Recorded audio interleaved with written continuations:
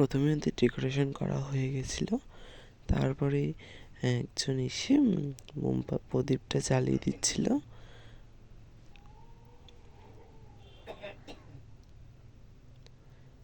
প্রদীপ জ্বালানো হয়ে যাওয়ার পর পঞ্চপ্রদীপটা জ্বালিয়ে দিচ্ছিল।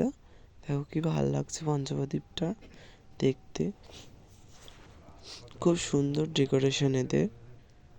এত এত সুন্দর কাজ এই ভূতেরা যে দিল পরে কি বলবে, খুব নিষ্ঠভাবে এরা কাজ করে, পরিষ্কার যেমন, খুব সুন্দর। তোমরা সবাই যেও ভূতেরা যে দিল পরে, খুব সুন্দর।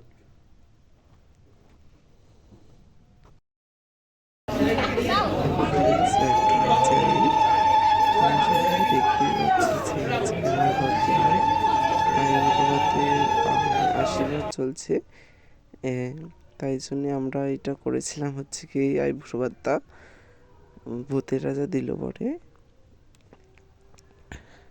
তো প্রথমে আর মেশো করেছিল বরণ, তারপরে আমার দিদা করছে। দিদার মতো কেউই ভালো মতো বরণ করতে পারে না, তাই দিদাই খুব সুন্দর করে করছে। দেখো কি সুন্দর করে সকলেই দেখছিল, জানো আমার দিদিভাই যখন আইবুড়ো ভাত হচ্ছিল। তোমরা কমেন্ট করে বলো কেমন লাগছে আমার দিদিভাইকে।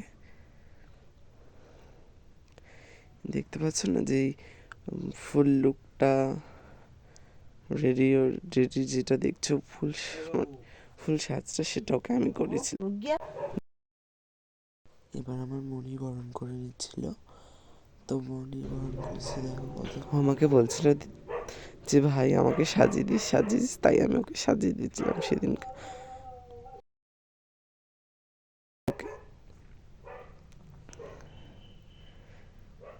কি ভাল লাগছে বলো এই দিনটা, সকলেরই আসে।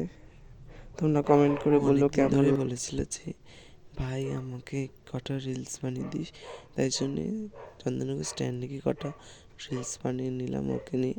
তারপরে রিলস বানানো হয়ে গেলে কটা ওকে সুন্দর সুন্দর থেকে ফটো তুলে দিলাম, কারণ এই দিনটা তো বারবার ফটো তুলতে তুলতে দেখলাম একটা হনুমান বসেছিল, এই সুন্দর মুহূর্তটাকে ক্যাপচার করে নিলাম আমার ফোনে। তারপরে বাড়ি চলে এলাম। তোমরা বাড়ির সাথে লাইক, কমেন্ট, শেয়ার, সাবস্ক্রাইব